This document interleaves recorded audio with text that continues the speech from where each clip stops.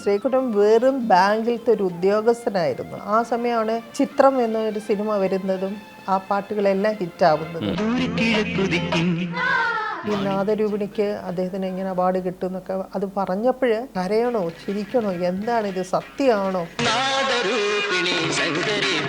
ഭാഗ്യവശാൽ ലാലിൻ്റെ വോയിസുമായിട്ട് അദ്ദേഹത്തിന് നല്ല ചേർച്ചയുണ്ടായിരുന്നു. പിന്നെ തിരിഞ്ഞു നോക്കേണ്ട ഒരു കാലഘട്ടം ഉണ്ടായിട്ടില്ല. പുള്ളിയുടെ ഗ്ലാമറാണോ ആദ്യം ആകർഷിച്ചത്, അതേ വർത്താനമാണോ? ഗ്ലാമറോ?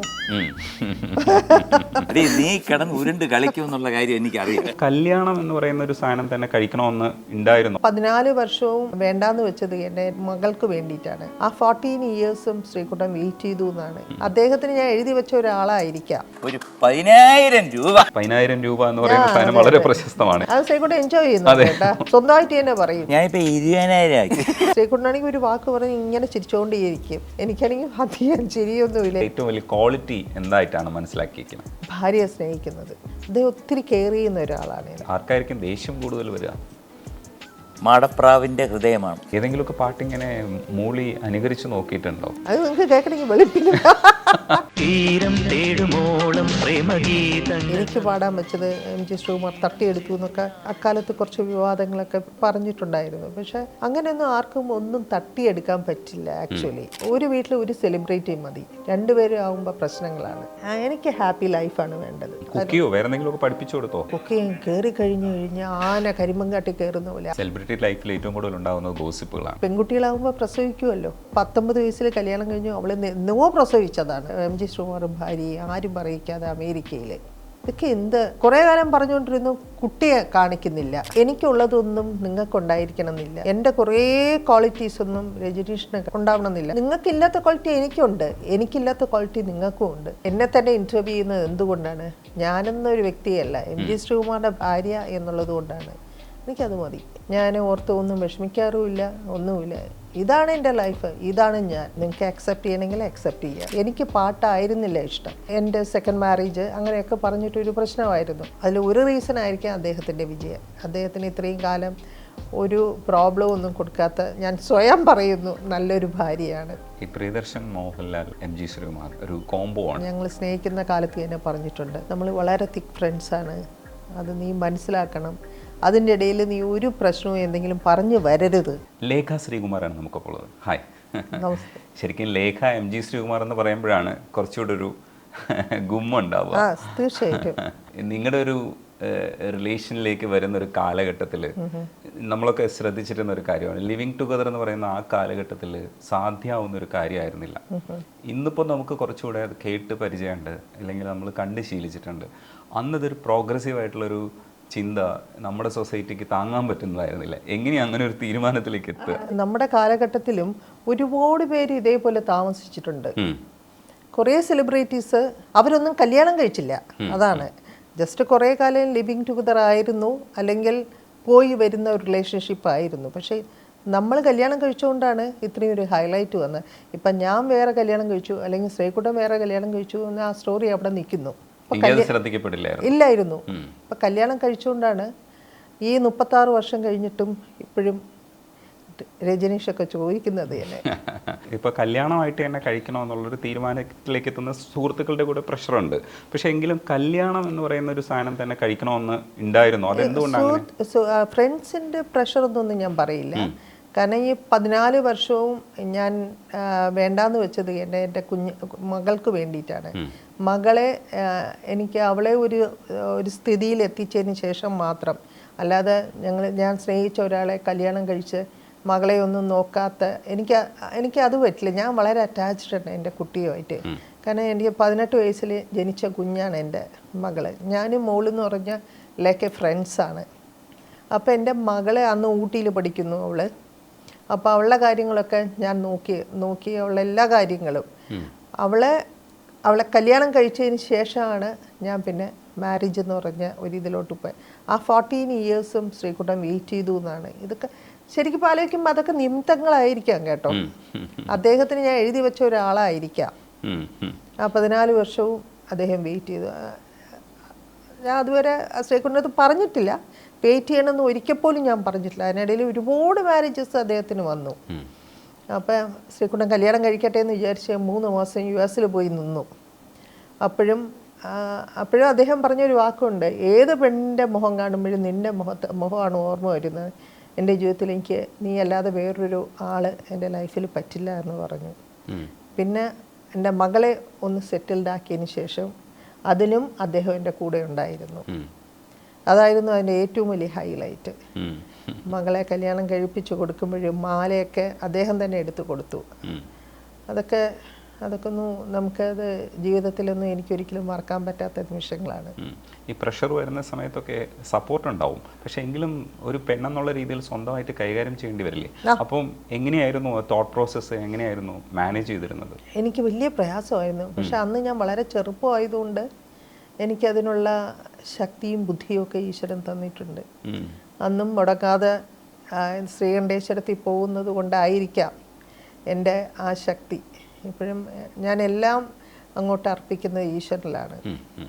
ഇപ്പം പല ആൾക്കാരും ദൈവം ഉണ്ടോ ഇല്ലയോ എന്നുള്ളൊരു വാദമുണ്ട്. പക്ഷെ എന്തായാലും എനിക്ക് ആ അമ്പലം എന്ന് പറയുമ്പോൾ എനിക്കെല്ലാം ഓപ്പണായിട്ട് എന്നെ ചതിക്കില്ല. എൻ്റെ ബാക്കിൽ നിന്ന് no one will talk like that എന്നുള്ളൊരു വിശ്വാസം എനിക്കുണ്ട്. അത് ഭഗവാന്റെ മുമ്പിലാണ് ഞാൻ എല്ലാം അർപ്പിച്ചത്. ഇപ്പോഴും ദിനചര്യയുടെ ഭാഗമായിട്ടൊരു 10-15 മിനിറ്റെങ്കിലും ഒരു മെഡിറ്റേറ്റീവ് സ്റ്റൈലിലുള്ള ഒരു പ്രാർത്ഥന ഉണ്ടാവും ഉണ്ട്, എല്ലാ ദിവസവും ഉണ്ട്. അത് അങ്ങനെ തന്നെ തുടരണമെന്ന ഒരു ടൈം വെച്ചിട്ടാണോ, അത് എങ്ങനെ എപ്പോഴെങ്കിലും ചെയ്താൽ മതി? അങ്ങനെയല്ല, എൻ്റെ കൊച്ചുകാലം മുതൽ ഞാൻ കണ്ടു വളർന്നത് അങ്ങനെയാണ്. എൻ്റെ വീട്ടിലെ അമ്മ നേരത്തെ എണീക്കും, അമ്മയുടെ കാര്യങ്ങൾ അങ്ങനെ ഞാൻ കണ്ട്, നമുക്കൊരു ശീലമാണല്ലോ, നമ്മുടെ അച്ഛനമ്മമാർ കാണിച്ചു തരുന്നതാണല്ലോ നമ്മൾ ചെയ്യുന്നത്. ഞാൻ വെളുപ്പിന് എണീക്കുന്ന ആൾ. പണ്ടൊക്കെ വളരെ വെളുപ്പിന് എണീക്കുമായിരുന്നു. 3 മണി 3:15 മണിക്കൊക്കെ എണീക്കുമായിരുന്നു. അത് ടെൻഷനൊക്കെ കാരണം കൊണ്ടും പ്രാർത്ഥനയും ഒക്കെ ആയിട്ട് പോകും. ഇപ്പം അത്രയും എണീക്കില്ല. ഒരു 4:30 5 ഒക്കെ 5:15 എണീക്കും. കാരണം ഇപ്പം പ്രായമായി വരുന്നതുകൊണ്ട് കുറച്ച് പ്രഷറൊക്കെ ഉണ്ട്.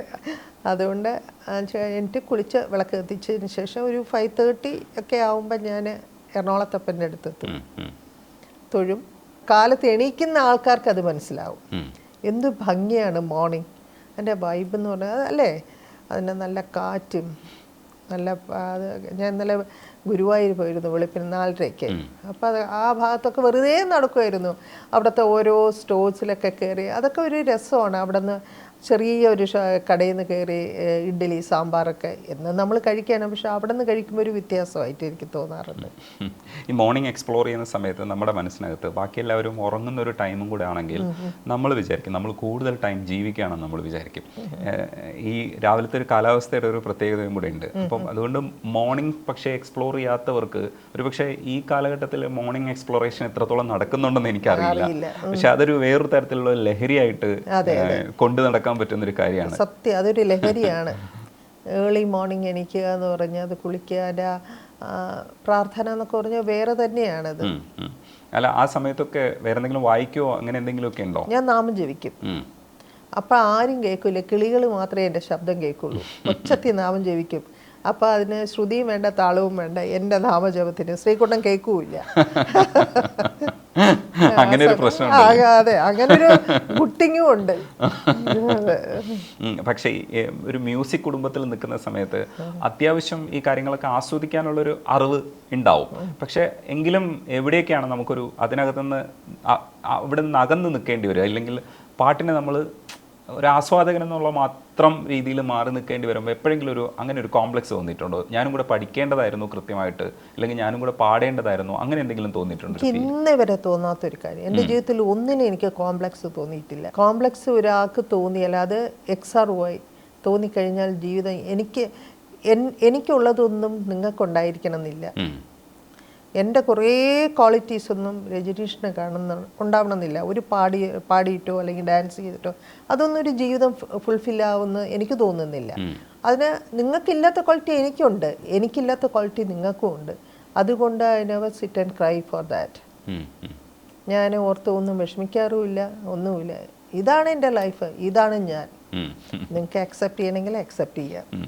ഇപ്പോൾ ബ്ലോഗിൽ പാചകമാണല്ലോ പ്രധാനമായിട്ട് ഫോക്കസ് ചെയ്യുന്നത്.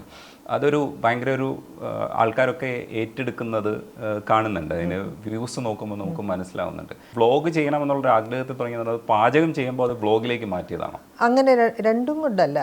ഈ ലോകം മുഴുവൻ കോവിഡ് ആയിരുന്ന സമയത്ത് അന്ന് എല്ലാ സ്ഥലങ്ങളും അടച്ചിട്ടിരുന്നു. ഇതെന്താണ് ഈ കോവിഡ് എന്താണ് അല്ല ഇതൊന്നും എനിക്കറിയില്ലായിരുന്നു, ആർക്കും അറിയില്ല. ആ ഒരു സിറ്റുവേഷനിൽ പെട്ടെന്ന് യാത്രകളൊക്കെ നിർത്തിവെച്ചു. അന്ന് എനിക്ക് വല്ലാത്തൊരു ഷോക്കായിരുന്നു. ഷോക്ക് എന്ന് പറഞ്ഞാൽ എൻ്റെ മകളെ കാണാൻ പറ്റില്ലല്ലോ, ഇനി അത് എത്ര കാലത്തേക്കാണ്. ചിലപ്പോൾ ചില ആൾക്കാരൊക്കെ അന്ന് വെറുതെ മലയാളികളല്ലേ വെറുതെ പറഞ്ഞുണ്ടാക്കും 1 വർഷം 2 വർഷം വരെ യാത്ര ചെയ്യാൻ പറ്റില്ല എന്നൊക്കെ പറയുന്ന ആ ഒരു കാലഘട്ടത്തിൽ എനിക്ക് ഭയങ്കരമായിട്ട് വിഷമമായി. ഞാനങ്ങ് ആക്ച്വലി സിക്കായി. ഞാൻ സിക്കാവുന്നതിൻ്റെ എത്രയോ മടങ്ങ് സിക്കാവും ശ്രീകുട്ടൻ. എനിക്കൊരു എന്തെങ്കിലും ഒരു പ്രോബ്ലം വന്ന് ഹി കനോട്ട് ടേക്ക് ഇറ്റ്, അതാണ് അതിൻ്റെ ഇത്. അപ്പോൾ അദ്ദേഹം പറഞ്ഞു ഒരു യൂട്യൂബ് തുടങ്ങിക്കൂടെ, എന്നെ ഒന്ന് ചേർപ്പിക്കാനായിട്ട്. അന്ന് തുടങ്ങിയതാണ് ഈ യൂട്യൂബും. എനിക്ക് ഇഷ്ടമല്ല എന്നല്ല, എനിക്കറിയില്ല അത് എങ്ങനെയാണ് തുടങ്ങേണ്ടതെന്ന്. കാരണം ശ്രീകുട്ടനൊക്കെ ഒത്തിരി സംസാരിക്കുന്ന ആളാണ്, ഞാനൊക്കെ ആണെങ്കിൽ കുറച്ച് മിതഭാഷണിയാണ് കേട്ടോ. അത് ഇപ്പം ഈ യൂട്യൂബൊക്കെ തുടങ്ങിയതിന് ശേഷമാണ് ഇത്രയെങ്കിലും സംസാരിക്കുന്നത്. പക്ഷെ അതിനകത്ത് ഒരു അരമണിക്കൂറോളം സംസാരിക്കുന്ന വീഡിയോ ഞാൻ കണ്ടായിരുന്നു. ഇന്ന് പാചകം ചെയ്യുന്നില്ല, നമുക്ക് കുറച്ച് സംസാരിക്കാന്ന് പറഞ്ഞിട്ടൊരു വീഡിയോ. അതെ, അങ്ങനെയൊക്കെ ആക്കി ശ്രീകുട്ടൻ ബാക്കി നിങ്ങൾക്ക് എന്തെങ്കിലും സംസാരിക്കണം, ഓഡിയൻസുമായിട്ട് ഇന്ററാക്ട് ചെയ്യണം എന്നൊക്കെ പറഞ്ഞിട്ട് ഇപ്പൊ കുഴപ്പമില്ലെന്ന് തോന്നുന്നു. ഇപ്പോൾ ശരത് സാറും എം ജി ശ്രീകുമാറും കൂടെ ഫ്ലവേഴ്സിലെ പ്രോഗ്രാമിൽ ഇരുന്ന് സംസാരിക്കുന്നത് ഭയങ്കര രസകരമായിട്ടാണ്. കുട്ടികൾക്ക് ഭയങ്കര ഇഷ്ടമാണ്. അയ്യോ ഭയങ്കര ഇഷ്ടമാണ്. ശ്രീകുട്ടനും കുഞ്ഞു മക്കളുമായിട്ട് വലിയ ഇഷ്ടമാണ്. ആ കുട്ടികൾക്ക് അവരാദ്യം വന്ന് പറയുന്നത് തന്നെ എം ജി ശ്രീകുമാറിനെ കാണാനാണ് ഞങ്ങൾ ഇതിലോട്ട് വരുന്നത്, ഫ്ലവേഴ്സിൽ വന്നു എന്നാണ് ആദ്യം പറയുന്നത്. പിള്ളേർക്ക് എല്ലാവർക്കും ഇഷ്ടമാണ്. പിള്ളേർക്കും വലിയ ആൾക്കാർക്ക് ആർക്കും ഇഷ്ടമല്ലാത്തത്. അത് കോമിക്കായിട്ട് കാര്യങ്ങൾ കൈകാര്യം ചെയ്യുന്നത് മാത്രമല്ല, ഇപ്പം മ്യൂസിക്കിനെ കുറിച്ചുള്ള നോളജ് ഓൾറെഡി തന്നെ ആ പാനലിൽ എല്ലാവർക്കും ഉണ്ട്. പക്ഷെ അവരൊക്കെ കുട്ടികളോട് ഡീൽ ചെയ്യുന്ന ഒരു സംഗതിയുണ്ട്. അത് കാണുമ്പോഴാണ് നമുക്ക് ഭയങ്കര സന്തോഷം തോന്നുന്നത്. അതെ അതെ അതെ, അദ്ദേഹത്തിന് ഭയങ്കര കുട്ടികളുമായിട്ട് ഒരു നാക്കാണ്, കുഞ്ഞുമക്കളുമായിട്ട് സംസാരിക്കാൻ. ഈ കുടുംബത്തിൽ തന്നെ മ്യൂസീഷ്യന്മാർ ഒരുപാടുണ്ട്. M G Radhakrishnan sir teacher, അതേപോലെ ഏറ്റവും പുതിയ തലമുറയിൽ ഹരിശങ്കർ നന്നായിട്ട് ശ്രദ്ധിക്കപ്പെടുന്നുണ്ട്. ഇതിൻ്റെ ഉള്ളിലേക്ക് വരുന്ന സമയത്ത് എങ്ങനെയായിരുന്നു മ്യൂസിക്കിന് പ്രാധാന്യമുള്ള ഒരു കുടുംബത്തിൽ അവർക്ക് കിട്ടുന്ന ഒരു പ്രാധാന്യം ഉണ്ടല്ലോ, ആ പ്രാധാന്യത്തെ എങ്ങനെയായിരുന്നു മനസ്സുകൊണ്ട് എതിരേറ്റത് ആദ്യ കാലഘട്ടത്തിൽ മുതൽ? ഞാൻ ആക്ച്വലി ആ കുടുംബത്തിനെ അല്ല ഞാൻ നോക്കിയത്, ശ്രീകുട്ടൻ എന്ന് പറഞ്ഞൊരു വ്യക്തി മാത്രമാണ് എൻ്റെ ജീവിതത്തിലോട്ട് ഞാൻ നോക്കിയത്. ബാക്കി എല്ലാവരെയും ഒരുപാട് പ്രശ്നങ്ങളായിരുന്നു. നമ്മുടെ ഒരു മാരേജ് വന്നപ്പോൾ ആ വീട്ടുകാരും ഞങ്ങളുടെ വീട്ടുകാർക്കൊക്കെ ഭയങ്കര പ്രശ്നം. നാച്ചുറലി അത് നടക്കുന്ന ഒരു കഥയാണ്. അവർക്ക് ഇഷ്ടമല്ല, എൻ്റെ സെക്കൻഡ് മാരേജ് അങ്ങനെയൊക്കെ പറഞ്ഞിട്ടൊരു പ്രശ്നമായിരുന്നു. പക്ഷെ അതിലൊന്നും അല്ല ഞാൻ നോക്കിക്കണ്ടത്, നമ്മൾ രണ്ടുപേരുടെയും സ്നേഹം മാത്രമാണ്. അപ്പം ശ്രീകുട്ടനാണെങ്കിൽ എനിക്കാണെങ്കിൽ പാട്ട് ഭയങ്കര ഇഷ്ടമാണ്. കാരണം എൻ്റെ വീട്ടിലെല്ലാവരും പാടും, എൻ്റെ അമ്മ പാടും, ചേച്ചി പാടും, എല്ലാവരും പാടും. എനിക്ക് പാട്ടായിരുന്നില്ല ഇഷ്ടം. എന്നെ കൊച്ചിലെ അച്ഛനൊക്കെ ഇരുത്തി പഠിപ്പിച്ചിട്ടുണ്ട്. മുത്തച്ഛനൊക്കെ നമ്പൂരി ഫാമിലിയിൽ നിന്നുള്ള ആൾക്കാരാണ്. അപ്പം അങ്ങനത്തെ ഒരു കൾച്ചറായിരുന്നു നമ്മുടെ. അപ്പോൾ ആ ഇതിൽ തൃശ്ശൂരായിരുന്നു നമ്മൾ എൻ്റെ ചെറുകാലത്തൊക്കെ ഞാൻ വളർന്നത്. അപ്പോൾ അവിടെ ഇരുത്തിയിട്ട് പറഞ്ഞു പാട്ട് പഠിക്കുന്നു. ആ ഷീല, എൻ്റെ സിസ്റ്ററുടെ പേര് ഷീല എത്ര നന്നായിട്ട് പാടുന്നു, നീ ഒന്ന്. പക്ഷേ എനിക്ക് പാട്ടായിരുന്നില്ല. അന്നൊന്നും നമുക്ക് പറയാനുള്ള ഒരു സ്വാതന്ത്ര്യമില്ലെന്ന് തന്നെ പറയാം. പക്ഷെ എൻ്റെ ആഗ്രഹം മുഴുവൻ ഡാൻസ് ആയിരുന്നു. അപ്പം എൻ്റെ മനസ്സിൽ മുഴുവൻ വാശിയായിരുന്നു, ഞാൻ പാട്ട് പാടില്ല, എനിക്ക് ഡാൻസാണ്. പിന്നെ കുറച്ച് കഴിഞ്ഞപ്പോൾ ഞാൻ പാടാത്ത ഒരാളല്ല, പാടും. ചേച്ചി എൻ്റെ സിസ്റ്ററിന് വേണ്ടി പിന്നെ കോളേജിലൊക്കെ ഒത്തിരി ഞാൻ വോയിസൊക്കെ ചേച്ചിക്ക് പാടിയിട്ടുണ്ട്. പക്ഷെ എൻ്റെ പാഷൻ മുഴുവൻ ഡാൻസായിരുന്നു. പക്ഷെ അതെങ്ങനെയോ നടന്നില്ല. അച്ഛന് തീരെ ഇഷ്ടമല്ലായിരുന്നു ഡാൻസ് പഠിക്കണ്ട എന്നായിരുന്നു. പിന്നെ ശ്രീകുട്ടന് ആ പാട്ടിൻ്റെ ഒരു ഇഷ്ടമുണ്ടായിരുന്നു. ശ്രീകുട്ടൻ പാടുന്നുണ്ട്, ഒരു പാട്ടുകാരൻ എന്നൊക്കെ പറഞ്ഞ് എനിക്ക് ഭയങ്കര ഇഷ്ടമാണ് പാട്ട്. എപ്പോഴും പാട്ടാണ് വീട്ടിൽ ആക്ച്വലി, കാലത്ത് മുതൽ രാത്രി വരെ. ഇപ്പോൾ എം ജി ശ്രീകുമാറിൻ്റെ ഏറ്റവും വലിയ പ്രത്യേകതകൾ എന്നായിരുന്നു ലാലേട്ടന് വേണ്ടിയിട്ട് പാടി ഹിറ്റാക്കുന്ന പാട്ടുകൾ. ആ കാലഘട്ടത്തിൽ ഒക്കെ എല്ലാ പാട്ടുകളും എം ജി ശ്രീകുമാർ പാടിയാലേ നമുക്ക് ദഹിക്കുകയുള്ളൂ. കാരണം ഈ മനുഷ്യന് യോജിക്കുന്ന ആ ഒരു കോംബോ ഉണ്ട്. പ്രിയദർശൻ സാറും എം ജി ശ്രീകുമാറും ലാലേട്ടനും ഒക്കെ തീർന്നിട്ട് തിരുവനന്തപുരത്ത് ഒരു സിനിമയുണ്ട്. ആ സിനിമയുടെ കാലഘട്ടത്തിൽ കൂടെ എനിക്ക് ബാങ്കിങ് ജോലിയുള്ളപ്പോഴാണ് നിങ്ങൾ പരിചയപ്പെടുന്നത്. അത് കഴിഞ്ഞിട്ടുള്ളൊരു കാലം വരുന്നുണ്ടല്ലോ. അപ്പം അന്ന് പ്രതീക്ഷിച്ചിരുന്നോ ഇങ്ങനെ ഒരു ഹൈപ്പിലേക്കും സിനിമയിലേക്കും ഇങ്ങനെ പോകുന്നു? ഒന്നുമില്ലായിരുന്നു. ശ്രീകുട്ടൻ വെറും ബാങ്കിലത്തെ ഒരു ഉദ്യോഗസ്ഥനായിരുന്നു അന്ന് ഞാൻ പരിചയപ്പെടുമ്പോഴേ. കുറച്ചൊക്കെ പാട്ട് പാടുമായിരുന്നു, അങ്ങനെയൊക്കെ ആയിരുന്നു. ആ സമയമാണ് ചിത്രം എന്നൊരു സിനിമ വരുന്നതും ആ പാട്ടുകളെല്ലാം ഹിറ്റാവുന്നതും. പക്ഷെ ഭാഗ്യവശാൽ ലാലിൻ്റെ വോയിസുമായിട്ട് അദ്ദേഹത്തിന് നല്ല ചേർച്ചയുണ്ടായിരുന്നു. ഇതെല്ലാം നിമിത്തങ്ങളായിരുന്നു. പിന്നെ തിരിഞ്ഞു നോക്കേണ്ട ഒരു കാലഘട്ടം ഉണ്ടായിട്ടില്ല. വെച്ചടി അങ്ങോട്ടേക്ക് കയറ്റുമായിരുന്നു. പിന്നെ നാഷണൽ അവാർഡുകൾ കിട്ടുന്ന സമയം അതിൻ്റെ കൂട്ടത്തിൽ നമ്മുടെ സ്നേഹം, പ്രശ്നങ്ങൾ എല്ലാം അത് ഒത്തങ്ങ് പോയി. എല്ലാം കൂടെ ഒരുമിച്ച് പരിഹരിക്കപ്പെട്ടു. അതെ അതെ അതെ അതെ. എപ്പോഴും ആവർത്തിച്ച് പാടുന്ന പാട്ടുകളുണ്ട്. ഇപ്പം തീരം തേടുവോളം പ്രേമഗീതങ്ങൾ തന്നു, ഭയങ്കര രസമുള്ള പാട്ടാണ്. ഔസേപ്പച്ചൻ സാറിന്റെ അസാധ്യമായിട്ടുള്ള ഒരു കോമ്പോസിഷനാണ്. എനിക്ക് ഇഷ്ടപ്പെട്ടത് പ്രിയദർശൻ സാറിന്റെ മുത്തശ്ശി കഥയിലെ കണ്ടാച്ചിരിക്കാത്ത കാക്കക്കറുമ്പിയെ കണ്ട ഈ ഗണത്തിലുള്ള പാട്ടുകൾ താളവട്ടത്തിലെ കൂട്ടിൽ നിന്നും വീട്ടിൽ. അപ്പം ഈ ഒരു ഇറ നോക്കുമ്പോഴത്തേക്ക് എം ജി ശ്രീകുമാറിന്റെ ശബ്ദം എന്ന് പറയുന്നത് നമ്മളെ തിയേറ്ററിലേക്ക് അടുപ്പിക്കുന്ന പ്രധാനപ്പെട്ട ഒരു സംഗതിയായിരുന്നു. ആ സമയത്തൊക്കെ തിയേറ്ററിലേക്കൊക്കെ പോകുമ്പോൾ പാട്ടുകളൊക്കെ അവിടെ ഇരുന്ന് കാണുമ്പോഴൊക്കെ എങ്ങനെയായിരുന്നു അഭിമാനിച്ചിരുന്നതെന്ന് ഓർക്കുന്നുണ്ടോ? ഒന്നാമത് ട്രിവാൻഡ്രത്ത് പോയി തിയേറ്ററിൽ കാണുമ്പോൾ കുറച്ച് ടെൻഷനായിരുന്നു. ആൾക്കാർ ശ്രദ്ധിക്കുന്നുണ്ട് എങ്കിലും ശ്രീകുണ്ട പാട്ട് അന്നേ പിന്നെ കാസറ്റ്സ് ആയിരുന്നല്ലോ. പിന്നെ കാസറ്റ്സ് ഇട്ട് വീണ്ടും പകുതി കേൾക്കും, പകുതി ആൾക്കാർ നോക്കുന്നുണ്ടോ, ആൾക്കാർ എന്തെങ്കിലും പറയുന്നുണ്ടോ. ലൈറ്റൊക്കെ ഓഫ് ചെയ്തതിന് ശേഷമൊക്കെയാണ് ഞാനൊക്കെ കയറുന്നത്. പിന്നെ കാസറ്റ് ഇട്ട് വല്ലാത്തൊരു ഫീലിംഗ് ആയിരുന്നു ആ കാലഘട്ടം. ഇപ്പോഴും ആലോചിക്കുമ്പോൾ നമ്മൾ സംസാരിക്കുമ്പോൾ പറയും അതൊരു പ്രത്യേക ഭയവുമാണ്. പക്ഷെ ഞങ്ങൾ ഒരുപാട് ഭയങ്കരമായിട്ട് ഇഷ്ടപ്പെട്ട് അത് രസിച്ച് സമയങ്ങളായിരുന്നു ശരിക്കും. അത് ഈ എന്റർടൈൻമെന്റ്സിൽ ഈ കുക്കിങ്ങും വ്ളോഗിങ്ങും ആണ് ഇപ്പം മെയിനായിട്ടുള്ളത്. അതല്ലാതെ എന്തൊക്കെയാണ് ചെയ്യുക, കാര്യമായിട്ട് കോൺസെൻട്രേറ്റ് ചെയ്യുന്നത്? അദ്ദേഹത്തിൻ്റെ കാര്യങ്ങളെല്ലാം ചെയ്യുന്നത് ഞാനാണ്. ഒരു പോലെ ഞാൻ അദ്ദേഹത്തിൻ്റെ എല്ലാ കാര്യങ്ങളും ഞാൻ ചെയ്യാറുണ്ട്. അദ്ദേഹത്തിൻ്റെ കൂടെ നടക്കാറുണ്ട്. പിന്നെ പാട്ട്, ഗാനമേള, നമുക്കൊരു ദിവസവും പോലും വീട്ടിൽ ഇരിക്കാനുള്ളൊരു ടൈം എന്ന് പറഞ്ഞാൽ വളരെ കുറവാണ്. നമ്മൾ ഒത്തിരി യാത്രകളാണ്. ഗാനമേള മാറ്റി വെച്ച് അല്ലാതെ തന്നെ നമ്മൾ യാത്ര ഒരുപാട് പോകുന്നു. ഞങ്ങളിപ്പോൾ 2 ദിവസം കഴിഞ്ഞ് ഞങ്ങൾ ഇറ്റലിക്ക് പോകുന്നുണ്ട്. ബെഹ്റിനിൽ അദ്ദേഹത്തിൻ്റെ ഒരു പ്രോഗ്രാമുണ്ട്. കാരണം മാധ്യമം പത്രം നടത്തുന്ന അദ്ദേഹത്തിന് ഇത്രയും വർഷമായതുകൊണ്ട് ഒരു അംഗീകരിക്കപ്പെടുന്നു, അദ്ദേഹത്തിന് അംഗീകാരം കൊടുക്കുന്നു. അത് കഴിഞ്ഞിട്ട് ഞങ്ങൾ വെരി നെക്സ്റ്റ് ഡേ നമ്മൾ ഇറ്റലിയിലേക്ക് ഫ്ലൈ ചെയ്യും. അവിടെ പോയി കുറേ അപ്പം ആർക്കും നമ്മളെ അറിയില്ല, നമുക്കാരെയും അറിയില്ല.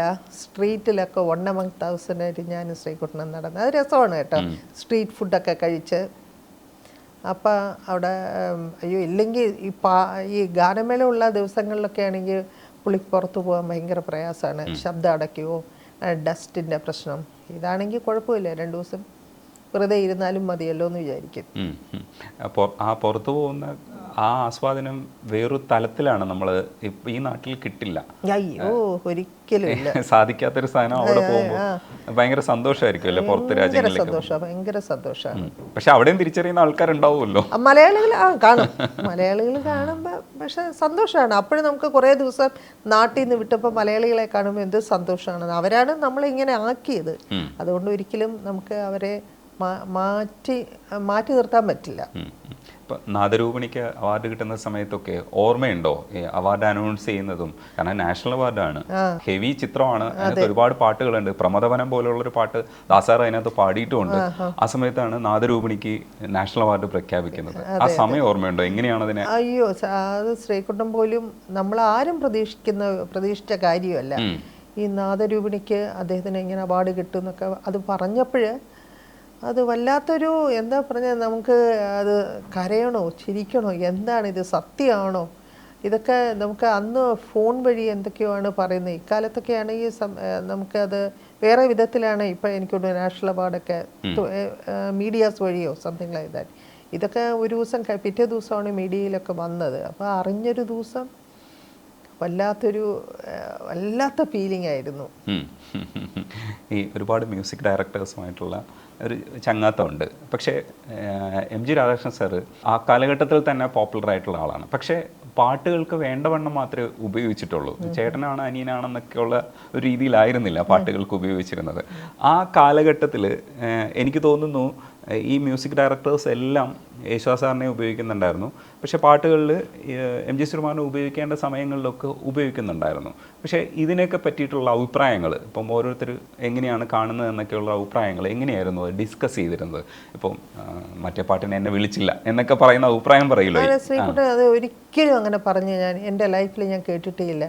ഈ പാട്ട് എനിക്ക് തന്നില്ല, ഈ ഇതിൽ ചിത്രത്തിൽ വിളിച്ചില്ല, അതുകൊണ്ട് അദ്ദേഹത്തെ കാണുമ്പോൾ ഒരു വിഷമം തോന്നുന്നു, ഒന്നും പറഞ്ഞിട്ടില്ല. അദ്ദേഹം എന്നോട് എപ്പോഴും പറയും, നമുക്ക് വേണ്ടിയത് നമുക്ക് എഴുതി വച്ചിട്ടുള്ള ഒരു കാര്യമാണ്, അതിപ്പോൾ തന്നില്ല, ഇത് എനിക്കുള്ള പാട്ടാണെന്നൊന്നും ചിന്തിച്ചിട്ട് കാര്യമില്ല. വേറെ കുറേ ആൾക്കാർ ഇങ്ങനെ ഗോസിപ്പൊക്കെ പറയുന്നുണ്ടായിരുന്നു, എനിക്ക് പാടാൻ വെച്ചത് എം ജി ശ്രീകുമാർ തട്ടിയെടുത്തു എന്നൊക്കെ കുറേ അക്കാലത്ത് കുറച്ച് വിവാദങ്ങളൊക്കെ പറഞ്ഞിട്ടുണ്ടായിരുന്നു. പക്ഷേ അങ്ങനെയൊന്നും ആർക്കും ഒന്നും തട്ടിയെടുക്കാൻ പറ്റില്ല ആക്ച്വലി.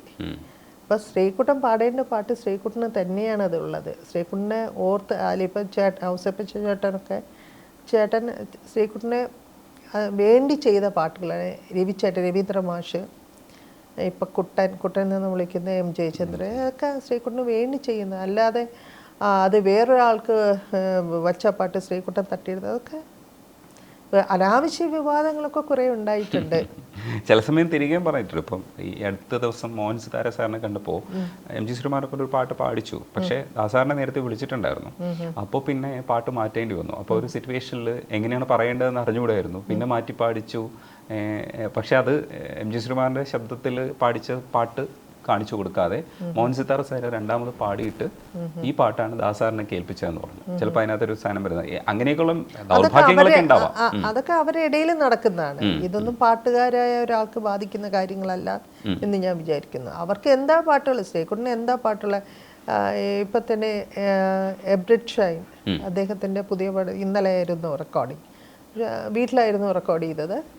അദ്ദേഹത്തിൻ്റെ ഒരു ഡയറക്ടർ ആനന്ദവല്ലി എന്ന് പറഞ്ഞൊരു പെൺകുട്ടിയാണ് ഡയറക്റ്റ് ചെയ്യുന്നത്. ആദ്യമായിട്ട് എനിക്ക് തോന്നുന്നു ഒരു ലേഡി ഡയറക്ടർ. ആദ്യമല്ല, ഇതിനു മുമ്പ് വന്ന് കുറേ സിനിമകളിലൊക്കെ ആ കുട്ടി ചെയ്തിട്ടുണ്ട്. അവരൊക്കെ ഒന്ന് ഇത് എം ജി ശ്രീകുമാർ പാടിയാൽ മതി എന്നാണ്, അല്ലാതെ ഇത് വേറെ ശ്രീകുട്ടൻ വിളിച്ച് ഇങ്ങനെ എനിക്ക് ആ പാട്ട് വേണം മറ്റുള്ളവരെ പാടിപ്പിക്കല് അങ്ങനെയൊന്നും നടക്കുന്ന കാര്യങ്ങളല്ല. അത് പണ്ടുമല്ല ഇപ്പോഴും ഇല്ല എന്നാണ് ഞാൻ വിചാരിക്കുന്നത്. ഞാൻ കേട്ടിട്ടില്ല കേട്ടോ. എം ജി ശ്രീകുമാറിൻ്റെ കുറച്ച് പാട്ടുകൾ ഒന്ന് എണ്ണത്തിൽ പറഞ്ഞാൽ ഏതൊക്കെ പാട്ടുകളാണ് ഇഷ്ടം വെച്ചിട്ട് മ്യൂസിക് ഡയറക്ടേഴ്സിനെ നോക്കണ്ട.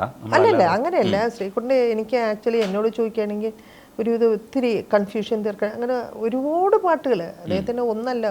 അന്ന് എപ്പോൾ ഓർമ്മകൾ ഓടിക്കളിക്കുക നോക്കിക്കഴിഞ്ഞാൽ അക്കാലത്തുള്ള എല്ലാ പാട്ടുകളും ഒരുപാട് പാടിയിട്ടുണ്ട്. എം ജി ശ്രീകുമാർ എന്ന് പറയുന്ന ഒരു ഗായകനെ നമുക്കറിയാം. പിന്നെ ഈ കുട്ടികളോടൊക്കെ സംസാരിക്കുന്ന ഒരാളെ അറിയാം.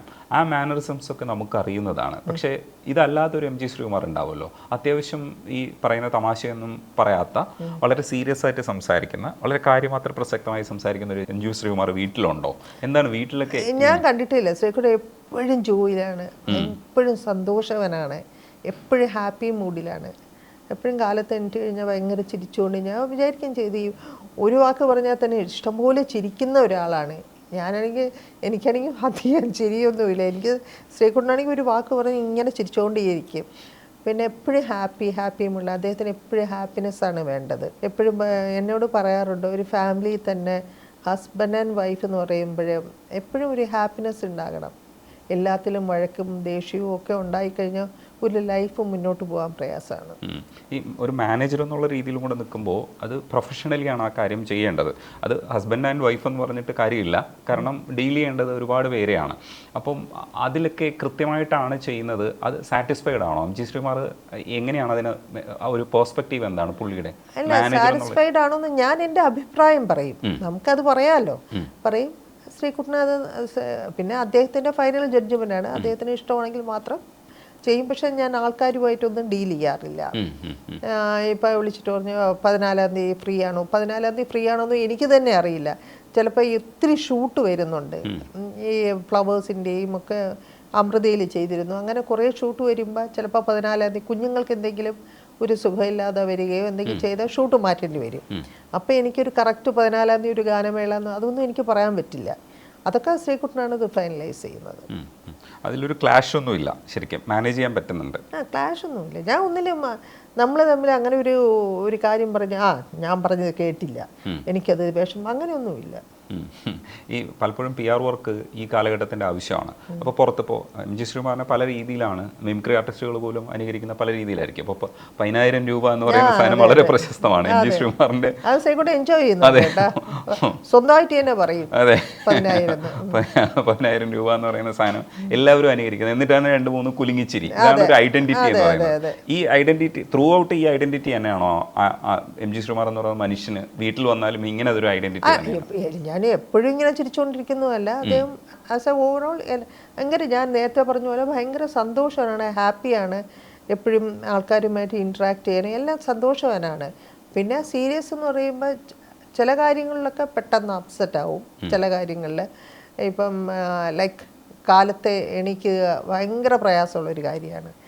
അപ്പോൾ ഞാനൊരു പിന്ന് വീഴുന്നത് പോലും ഞാൻ സൂക്ഷിച്ചാണ്. ആ പിന്ന് പോലും വീഴുന്നത് കേട്ട് കഴിഞ്ഞാൽ ശ്രീകുമാർ പറഞ്ഞു, എന്നെ കാലത്ത് വിളിച്ചുണർത്തി എന്ന് പറഞ്ഞു, എനിക്ക് റെക്കോർഡ് ചെയ്യേണ്ടതാണ്, അല്ലെങ്കിൽ എനിക്ക് ഇവിടെ പോകണം. അതെനിക്ക് മനസ്സിലാക്കാം. കാരണം അദ്ദേഹത്തിന് ശബ്ദം അടയും, അങ്ങനത്തെ ഉള്ള കാലത്ത് എണീക്കാൻ പറ്റാത്ത ആൾക്കാർക്ക് അങ്ങനെയൊക്കെ ഒരു വിഷയമുണ്ട്. കാരണം രാത്രി മുഴുവൻ ഷൂട്ട് ചെയ്തിട്ടാണ്, നൈറ്റ് മുഴുവൻ കിടന്നിട്ടാണ് എണീക്കുന്നത്. അങ്ങനത്തെ കാര്യങ്ങളിൽ നിന്നല്ലാതെ അങ്ങനെ ഓവറോൾ അങ്ങനെ ഒരു പ്രശ്നക്കാരനല്ല. പക്ഷെ ചിട്ടയായിട്ട് പണിയെടുത്താൽ മാത്രമാണ് ഇത് വലിയ ഇൻഡസ്ട്രിയിൽ ഇത്രയും പാട്ടുകൾ പാടണമെങ്കിൽ ഇത്രയും വലിയൊരു പ്രൊഫൈൽ 10-25,000 പാട്ടിന്റെ പ്രൊഫൈൽ ഉണ്ടാക്കണമെന്ന് പറഞ്ഞാൽ ചെറിയ പണിയല്ല. അയ്യോ, ഒരിക്കലും അല്ല. അസാധ്യമായി പണിയെടുക്കണം. അതൊക്കെ എങ്ങനെയാണ് ഇത് അതിനാദ്യം നമ്മൾ ചെയ്യേണ്ടതെന്ന് പറഞ്ഞാൽ ഒരു ഭാര്യയുടെ ഫുൾ സപ്പോർട്ട് തന്നെയാണ്. കാരണം എപ്പോഴും വീട്ടിൽ ചില കാര്യങ്ങൾക്ക് വേണ്ടി പ്രശ്നങ്ങൾ ഉണ്ടാക്കി കഴിഞ്ഞാൽ ഇവർ ആർട്ടിസ്റ്റാണ്, ഇവരെ മനസ്സ് വല്ലാതെ പിന്നെ പാടാൻ പ്രയാസമാവും. പിന്നെ ആ പാട്ട് ശരിക്കും എപ്പോഴും ശ്രീകുട്ടൻ പറയുന്ന ഒരു കാര്യവും കൂടിയാണ്, ഞാനൊരു ആർട്ടിസ്റ്റാണ്, എനിക്ക് ഒരുപാട് പ്രഷേഴ്സ് തന്നു കഴിഞ്ഞാൽ എനിക്കൊന്നും ചെയ്യാൻ പറ്റില്ല. അതുകൊണ്ടൊക്കെ ആയിരിക്കാം, അതിൽ ഒരു റീസൺ ആയിരിക്കാം അദ്ദേഹത്തിൻ്റെ വിജയം. കാരണം നമ്മുടെ ഒരു കൂട്ടായ്മ കൊണ്ട് അദ്ദേഹത്തിന് ഇത്രയും കാലം ഒരു പ്രോബ്ലം ഒന്നും കൊടുക്കാത്ത, ഞാൻ സ്വയം പറയുന്നു, നല്ലൊരു ഭാര്യയാണ്. മാഡത്തിന് ആദ്യഘട്ടത്തിൽ അഭിനയിക്കാനൊക്കെ ഉള്ള സാധ്യത വന്നപ്പോൾ എന്തുകൊണ്ടാണ് അത് വേണ്ടാന്ന് വിചാരിച്ചു? അല്ല, ഞാൻ എല്ലാത്തിനും ഞാൻ മാറി തന്നു. ഞാൻ പറഞ്ഞില്ലേ, ഡാൻസിന് എനിക്ക് ഭയങ്കര മോഹം ഉണ്ടായിരുന്നു. US ഞാനൊരു ബ്യൂട്ടി പാജൻറ്റിന് ഞാൻ പോയിരുന്നു, അതിന് എനിക്ക് കിട്ടിയിരുന്നു സെക്കൻഡ് മിസ്സിസ് മയാമി ആ കാലത്ത് കിട്ടിയിരുന്നു. അപ്പോൾ എനിക്ക് എന്നെ വിളിച്ചിട്ടുണ്ടായിരുന്നു ആഡിനൊന്ന്. പക്ഷെ മോള് തീരെ കുട്ടിയായതുകൊണ്ട് എനിക്ക് പ്രയാസമായിരുന്നു അങ്ങനത്തെ ഒരു ഇതിലൊക്കെ പോകാനായിട്ട്. പിന്നെ കുഞ്ഞിനെ നോക്കാൻ പ്രയാസമായിരിക്കും.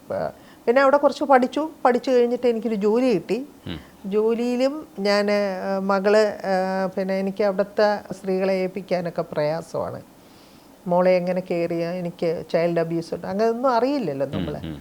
അതുകൊണ്ടൊക്കെ ഞാൻ അതിൽ നിന്നെല്ലാം വിട്ടു. അത് കഴിഞ്ഞിട്ട് ഇവിടെ വന്നപ്പോഴേ ഞാൻ ഡിവോഴ്സ് ചെയ്ത് ഇവിടെ തിരിച്ചു പോയി. ഇവിടെ വന്നതിന് ശേഷം എനിക്ക് ഞാൻ പടത്തിൻ്റെ പേര് പറയുന്നില്ല, ഒരു പടത്തിൽ അഭിനയിക്കാൻ വിളിച്ചിരുന്നു. അത് പിന്നെ ശാന്തി കൃഷ്ണയാണ് ചെയ്തത് ആ പടം. അത് കഴിഞ്ഞ് ഈ കോവിഡ് സമയത്ത് ഒരു വലിയൊരു ഡയറക്ടർ വിളിച്ചിരുന്നു. എല്ലാം വേണ്ട, ഇനിയൊന്നും വേണ്ട. തോന്നിയിട്ടില്ല? എനിക്ക് ഇല്ല എനിക്ക് ഉണ്ടെങ്കിൽ എനിക്ക് ശ്രീകുട്ടൻ പറഞ്ഞിട്ടുണ്ട്, എപ്പോഴെങ്കിലും നിനക്ക് അതിലൊക്കെ എല്ലാ ഫ്രീഡവും എനിക്ക് തന്നിട്ടുണ്ട്. പക്ഷെ വേണ്ട, അതങ്ങനെ ഒരു തീരുമാനം മതി. ഹസ്ബൻഡിൻ്റെ കൂടെ ഒരു വീട്ടിൽ ഒരു സെലിബ്രിറ്റി മതി, രണ്ടുപേരും ആവുമ്പോൾ പ്രശ്നങ്ങളാണ്. എനിക്ക് ഹാപ്പി ലൈഫാണ് വേണ്ടത്. സന്തോഷമായ ഒരു ദിവസം കാലത്താകുന്നത് വൈകുന്നേരം വന്ന് ചിരിച്ചുകൊണ്ടുള്ള ലൈഫ്. ഈ വർക്കിനപ്പുറത്തേക്ക് വന്നിട്ട് എന്തെങ്കിലുമൊക്കെ കാര്യങ്ങൾ സംസാരിക്കുമ്പോഴായിരിക്കുമല്ലോ നമ്മൾ ഇപ്പം യാത്ര ചെയ്യുമ്പോൾ പ്രൊഡക്റ്റീവായിട്ട് സംസാരിക്കുമെങ്കിലും എപ്പോഴായിരിക്കും ഒരു പേഴ്സണൽ സ്പേസിൽ വന്ന് സംസാരിച്ചൊന്ന് റിലാക്സ് ചെയ്യണമെന്ന് നിങ്ങൾ രണ്ടുപേരും മാത്രം, ഇല്ലെങ്കിൽ പേഴ്സണൽ സ്പേസിൽ വീട്ടിൽ വന്ന് സംസാരിക്കുന്നതോ അല്ലെങ്കിൽ വീട്ടിൽ സാമീപ്യം മതിയോ? ഏത് രീതിയിലാണ് അതിനെ കൺസീവ് ചെയ്യുന്നത്? പുള്ളി വന്ന് ഇരിക്കുമ്പോൾ കുറേ നമ്മൾ സംസാരിക്കുക. ഇവിടെയാണെങ്കിൽ ശ്രീകുട്ടൻ്റെ ഇടയിൽ ഒരു 100 ഫോൺസ് വരും. അപ്പോൾ എനിക്ക് കുറേയൊക്കെ ഇറിറ്റേഷൻ, പക്ഷേ എങ്കിലും നമുക്കത് മനസ്സിലായി അദ്ദേഹത്തിൻ്റെ ജോലിയല്ലേ. അപ്പോൾ ഏറ്റവും എനിക്ക് ഹാപ്പി ആവുന്നത് ഫ്ലൈറ്റിലാണ്. ഫ്ലൈറ്റിലാവുമ്പോൾ ഒരു പ്രശ്നമില്ലല്ലോ, എപ്പോഴും സംസാരിക്കല്ലേ. ഇപ്പം അതുമല്ല, അവിടെ ഫോൺ കിട്ടും, അങ്ങനെ ഒരു അവസ്ഥയിലായി. അപ്പോൾ അവിടെയും വൈഫൈ കൊണ്ട് കണക്ട് ചെയ്ത് സംസാരിക്കാറുണ്ട്. എന്നാലും അതിൻ്റെ ഇടയിലൊക്കെ ഞാൻ സന്തോഷം കണ്ടെത്തുന്നു, മാനേജ് ചെയ്ത് പോകുന്നുണ്ട്. ആ ഒരു പേഴ്സൻ്റെ ഏറ്റവും വലിയ ക്വാളിറ്റി എന്തായിട്ടാണ് മനസ്സിലാക്കിയിരിക്കുന്നത്? ഭാര്യയെ സ്നേഹിക്കുന്നത്. ഉം. ഇത്രയും ഭാര്യ എങ്ങനെ അത് കെയർ ചെയ്യണം, ഒരു സ്ത്രീയുടെ മനസ്സ് മനസ്സിലാക്കി, ഞാൻ എന്നൊരു വ്യക്തിയുടെ എൻ്റെ മനസ്സ് മനസ്സിലാക്കി അതനുസരിച്ച് ഒരുപാട് സ്നേഹം തരുന്ന ഒരാളാണ് എം ജി ശ്രീകുമാർ. അത് സത്യം, ഞാനിത് ഇതിലിരുന്ന് വെറുതെ പറയുന്ന ഒരു കാര്യമല്ല. അദ്ദേഹം ഒത്തിരി കെയർ ചെയ്യുന്ന ഒരാളാണ് എന്നെ. അതുകൊണ്ടൊക്കെയാണ് ഞാൻ ഇങ്ങനെ ഇരിക്കുന്നത്. ആർക്കായിരിക്കും ദേഷ്യം കൂടുതൽ വരിക? ശ്രീകുട്ടൻ. പക്ഷെ അത് മാനേജ് ചെയ്യാൻ പഠിച്ചു അല്ലേ? എനിക്ക് അങ്ങനെ വലിയതായിട്ട് അധികം സംസാരിക്കില്ല, അതുകൊണ്ട് ഒരുപാട് ശത്രുക്കളും എനിക്കില്ല. സംസാരിച്ചാലും ശത്രുക്കൾ ഉണ്ടാവുന്നത്. തീർച്ചയായിട്ടും അഭിപ്രായം പറയുമ്പോഴാണ്. ഞാനതില്ല, എനിക്കത് കുറവാണ്. അതുകൊണ്ട് വളരെ വളരെ കുറച്ച് ആവശ്യത്തിന് സംസാരിക്കുന്ന ഒരു വ്യക്തിയാണ്. പുള്ളി ദേഷ്യപ്പെടുമ്പോൾ ആ സിറ്റുവേഷൻ മനസ്സിലാക്കിയിരിക്കുമോ, അതേ എന്തെങ്കിലും ഒരു പ്രത്യേക രീതിയിൽ ഇങ്ങനെ ഇരുന്നാൽ സമാധാനമായിക്കോളും? ഞാൻ ചിരിച്ചുകൊണ്ടിരിക്കും. ചിലപ്പോൾ ഒന്ന് രണ്ട് കാര്യങ്ങൾ പറയുമ്പോൾ ദേഷ്യം വരികയാണെങ്കിൽ ഞാൻ ഒന്നും മിണ്ടില്ല, അവിടെ നിന്ന് എണീറ്റ് പോകും. പക്ഷെ ഒരു 3 മിനിറ്റ് കഴിയുമ്പോൾ ശ്രീകുട്ടൻ തന്നെ മറക്കും. അതാണ് ആ മനസ്സ്. പിന്നെ അത് കംപ്ലീറ്റ് ആയിട്ട് പുള്ളി മറക്കും, പക്ഷെ ഞാൻ മറക്കില്ല. പക്ഷെ അതെല്ലാം മറന്നു പോകും. നല്ല പാവം മനസ്സാണ്. ഈ ഫാമിലി ലൈഫിൽ ഇപ്പോഴത്തെ ഹാപ്പിനെസ് ഒക്കെ പറയൂ. അപ്ഡേഷൻ കാലത്ത് ഇത് തന്നെ എനിക്ക് വരും, അദ്ദേഹത്തിന് ചിരിച്ചുകൊണ്ട് വരും. കാലത്ത് എണീച്ചിട്ട് താഴെ ഒന്ന് ചായ ഉണ്ടാക്കും, ചായ കഴിക്കും. അല്ലെങ്കിൽ സ്വന്തമായിട്ട് ചിലപ്പോൾ ചായ ഉണ്ടാക്കും, ഇല്ലെങ്കിൽ ഞാൻ ചായ ഉണ്ടാക്കി കൊടുക്കും. പഠിപ്പിച്ചു കൊടുത്തോ കുക്കിംഗ്? അയ്യോ, കുക്കിങ് കയറി കഴിഞ്ഞ് ആന കരിമ്പങ്കാട്ടി കയറുന്ന പോലെ അവിടെ വലിച്ചിട്ട് സ്പൂണ് വലിച്ചിട്ട് ഒന്ന് വേണ്ട, സ്വയമായിട്ട് ഞാൻ ചെയ്തോളാം. ഹെൽപ്പ് ചെയ്യാൻ ചിലപ്പോൾ കയറും. പിന്നെ ഒരു എന്തെങ്കിലും ന്യൂസ് നോക്കും.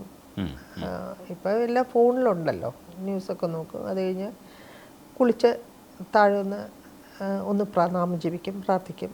പ്രാർത്ഥന കഴിഞ്ഞ് ഭക്ഷണം കഴിഞ്ഞ് പിന്നെ ജോലിക്ക് പോകും. ഇല്ലെങ്കിൽ ജോലി ഇല്ലാത്ത സമയമാണെങ്കിൽ റെക്കോർഡിസ്റ്റ് വരും. റെക്കോർഡിങ് പ്രശാന്ത് ആണ് അദ്ദേഹത്തിൻ്റെ റെക്കോർഡിസ്റ്റ്. അദ്ദേഹം വന്നിരുന്ന് കുറേ സിനിമകൾ അല്ലെങ്കിൽ ഈ ഡിവോഷണൽ സോങ്സ് ഒത്തിരി കാണുമല്ലോ, റെക്കോർഡ് ചെയ്യും. പിന്നെ 2-2:30 ആകുമ്പോൾ ഭക്ഷണം കഴിക്കും. ഡിപ്പെൻസ് എങ്ങനെയാണ് അത്, പാടിക്കഴിഞ്ഞിട്ടേ കഴിക്കുള്ളൂ. ഇല്ലെങ്കിൽ വയറ് നിറഞ്ഞാൽ പിന്നെ പാടാൻ പ്രയാസമാണെന്ന് പറയും. അത് കഴിഞ്ഞ് പിന്നെ വൈകുന്നേരം നമ്മൾ പുറത്ത് എവിടെയെങ്കിലും അടിച്ചു കുളിക്കാൻ പോകും, എവിടെയെങ്കിലും ഡ്രൈവിനോ എവിടെയെങ്കിലും എന്തെങ്കിലും പോകും. ഇടയ്ക്ക് മ്യൂസിക് ഡയറക്ഷനിലേക്ക് തിരിഞ്ഞിട്ടുണ്ടായിരുന്നു, പക്ഷെ അത് കണ്ടിന്യൂ ചെയ്തില്ല. എന്തുകൊണ്ടാണ്? ഇല്ല, ഈ ഇത്രയും വർക്കല്ലേ, ഇത്രയും ഒരു ചാനൽസ് ഒത്തിരി ഷൂട്ടുള്ളതുകൊണ്ട് അദ്ദേഹത്തിന് ഒന്നിൽ അങ്ങോട്ട് ഇരുന്ന് കോൺസെൻട്രേറ്റ് ചെയ്യാനൊന്നും പറ്റില്ല. ഈ കമ്പോസിംഗ് എന്ന് പറയുമ്പോൾ ശ്രീകുട്ടൻ പറഞ്ഞ് പാടുന്നതിനേക്കാളും തല പുകഞ്ഞ് ചെയ്യേണ്ട കാര്യങ്ങളാണ്, അതിന് ടൈം കിട്ടുന്നില്ല. അത് തന്നെയാണ് കാര്യം. ഈ ഒരു ഘട്ടം കഴിഞ്ഞതിന് ശേഷമാണ് റിയാലിറ്റി ഷോസ് വരുന്നത്. ഈ സാധാരണക്കാർക്കൊക്കെ എം ജി ശ്രീകുമാർ ഇന്ന് റിയാലിറ്റി ഷോയിൽ വന്നിരിക്കുന്ന ഗായകൻ എന്നുള്ള അർത്ഥത്തിലാണ് കാണുന്നത്. അത് വേറൊരു തരം രസമുള്ള ഐഡൻറ്റിറ്റിയാണ്. ഇപ്പം നമ്മളൊരു ഹൈ പ്രൊഫൈലിൽ നിൽക്കുന്ന ഒരാളാണ്, പക്ഷേ ടെലിവിഷനിലേക്ക് വന്നിട്ട് ഈ സാധാരണ രീതിയിൽ കുട്ടികളോടൊക്കെ സംസാരിക്കുമ്പോൾ നമ്മൾ വേറൊരു തരത്തിൽ ആക്സെപ്റ്റൻസ് കിട്ടുന്നുണ്ട്. ആ ആക്സെപ്റ്റൻസിനെ എങ്ങനെയാണ് ആസ്വദിക്കുന്നത്? എങ്ങനെയായിരുന്നു പുള്ളി നോക്കിക്കാണുന്നത്? എങ്ങനെയാണ്? അല്ല, ശ്രീകുട്ടൻ എന്ന് പറയുന്നത് ഇത്രയും ഒരു നല്ല ഫേമസ് ആയതുകൊണ്ട് മാത്രമാണ് ഈ ചാനൽസിൽ വിളിക്കുന്നത്. ഇപ്പം ജനങ്ങളെ നേരിട്ട് കാണാനുള്ളൊരു മാധ്യമമാണ് ഈ TV എന്നുള്ള ഒരു കാര്യം. പണ്ട് മുതലേ ഇത്രയും പാട്ടുകൾ പാടിയ ആള് ഇത്രയും അവാർഡുകളൊക്കെ വാങ്ങിച്ചുകൊണ്ടാണ് എല്ലാ ചാനൽസും അദ്ദേഹത്തെ വിളിക്കുന്നതിൽ ഒരു കാര്യം. അപ്പം കുഞ്ഞുങ്ങളുമായിട്ട് സംസാരിക്കുമ്പോൾ അദ്ദേഹം, ഞാൻ പറഞ്ഞു, ഈ പാട്ട് പാടിയില്ലെങ്കിൽ, ഇപ്പം ഈ ഗായകനായിരുന്നില്ലെങ്കിൽ നല്ലൊരു എന്താ പറഞ്ഞ ഒരു പ്രാസംഗികനാകാം, അല്ലെങ്കിൽ നല്ലൊരു മിനിസ്റ്ററോ എന്തെങ്കിലും ആകാൻ പറ്റുമെന്ന്. കാരണം നന്നായിട്ട് സംസാരിക്കും, ഏത് സബ്ജക്റ്റ് ആയാലും നന്നായിട്ട് സംസാരിക്കാൻ പറ്റും. ഇപ്പം ഒരു സ്റ്റേജിലൊക്കെ നിന്നിട്ട് നന്നായിട്ട് അദ്ദേഹത്തിന് ആ സ്റ്റേജ് അങ്ങ് ആൾക്കാരെ എടുക്കാൻ അറിയാം. അപ്പം കുട്ടികളെന്ന് പറഞ്ഞാൽ ചിലപ്പോൾ കുഞ്ഞുങ്ങളുമായിട്ട് അങ്ങ് തീരെ ചൈൽഡിഷ് ആവും, കുട്ടികളുമായിട്ട് അങ്ങ് തീരെ അങ്ങ് വല്ലാതെ കാണുന്ന എനിക്ക് തന്നെ അങ്ങ് ഇത് എന്തോ ഈ കാണിക്കുന്നതെന്ന് തോന്നുന്നു. അല്ല, അത് ആ കുട്ടികളുമായിട്ട് ചേരുമ്പോൾ പിന്നെ വേറെ വഴിയില്ല. ഇപ്പൊ ശരത് സാർ എന്ത് സീരിയസ് ആയിട്ട് സംസാരിച്ചിരുന്ന ഒരാളാണ്. ഇപ്പൊ നോക്കൂ, ഭയങ്കര രസമായിട്ട്. അതെ, ഭയങ്കരമായിട്ട് കുഞ്ഞുങ്ങളുമായിട്ട് കുട്ടി തന്നെയാണ്. ഒരു മേഘനാന്നോ മേധ ഇവിടെ വന്നപ്പോ പറഞ്ഞു, ഞാൻ ചോദിച്ചു ആരെയാണ് ഏറ്റവും കൂടുതൽ ഇഷ്ടമെന്ന്. മേധ എടുത്ത് ചോദിക്കുമ്പോൾ എം ജി ശ്രീകുമാർ ആണ്. കുട്ടികൾക്കില്ല, കുഞ്ഞുങ്ങൾക്ക് അതാണ് ഭയങ്കര ഇഷ്ടമാണ്. പിള്ളേരുമായിട്ട് അടി കൂടും, ശ്രീകുട്ടന് എല്ലാം ഇത് പറ്റും. മേധയെ ഞാൻ ഇന്റർവ്യൂ ചെയ്തിട്ടുണ്ട്. ഇവരുടെയൊക്കെ മനസ്സ് നമ്മൾ മേധയെടുത്ത് സംസാരിക്കുന്ന സമയത്ത് കുറെ സമയം കഴിയുമ്പോൾ നമ്മൾ മേധയുടെ മാനറിസത്തിലേക്ക് മാറിക്കഴിഞ്ഞു. കുട്ടികളുടെ അവള് ഭയങ്കര സ്മാർട്ട് ഗേളാണ്. അല്ല ഇപ്പൊ എം ജി ശ്രീകുമാർ ആ തരത്തിൽ മാത്രമല്ല, അമൃതയിൽ ചെയ്യുന്ന പ്രോഗ്രാമിൽ വളരെ കാര്യമായിട്ട് ഇന്റർവ്യൂ ചെയ്യുന്നുണ്ട്. അപ്പൊ അങ്ങനെ ഒരു സ്കില്ലും കൂടെ ഉണ്ട് എന്ന് മനസ്സിലാക്കാൻ പറ്റിയതായിരുന്നു ഈ ടെലിവിഷൻ പ്രോഗ്രാംസ്. ഫ്ലവേഴ്സിന്റെ അല്ലാതെ മറ്റേ ഇന്റർവ്യൂ പരിപാടികൾ ഉണ്ടല്ലോ. പുള്ളിയുടെ അഭിപ്രായം എന്താണ് പറയുക? എല്ലാവരും ചോദിക്കുന്നത് ശ്രീകുട്ടൻ എഴുതി വെച്ചിട്ടാണ് പ്രിപ്പയർഡ് ആയിട്ടാണോ പോകുന്നത്? പക്ഷെ ഒന്നുമല്ല. എത്ര മിനിസ്റ്റേഴ്സിനെ അതിൽ കാണാമല്ലോ നേരത്തെ. അവരുടെ അടുത്തൊക്കെ ശ്രീകുട്ടൻ ജസ്റ്റ് ചോദിക്കുന്നതാണ്. അതൊരു ഈശ്വര കടാക്ഷമായിട്ടാണ് ഞാൻ കാണുന്നത്. നാക്കിൽ സരസ്വതി എന്ന് പറയുന്ന ഒരു കാര്യമുണ്ട്. കാരണം ഒന്ന് കഴിഞ്ഞ് വേറെ ഒന്നിലോട്ടൊക്കെ പറഞ്ഞ ശ്രീകുട്ടൻ ജസ്റ്റ് അങ്ങ് ചോദിച്ചു പോകുന്നതാണ്. അതൊക്കെ ഭയങ്കര ഒരു കഴിവ് തന്നെയായിട്ടാണ് എനിക്ക് കാണുന്നത്. കാരണം ഞാൻ സംസാരിക്കാൻ തുടങ്ങിയപ്പോഴാണ് എനിക്ക് ആ പ്രശ്നം അറിയുന്നത്. എന്തൊക്കെയാണ് ആ ബുദ്ധിമുട്ട്, അല്ല നാക്കുടക്കുവോ ഒന്നും അറിയില്ലല്ലോ നമ്മൾ സംസാരിച്ചു തുടങ്ങുമ്പോഴേ. ഈ വ്ളോഗിന്റെ ആരാധകർ ഇന്ററാക്ട് ചെയ്യാറുണ്ടോ ഈ യൂട്യൂബിൽ? അവർക്ക് മറുപടി അതൊക്കെ ഞാൻ കുറേയൊക്കെ എഴുതും.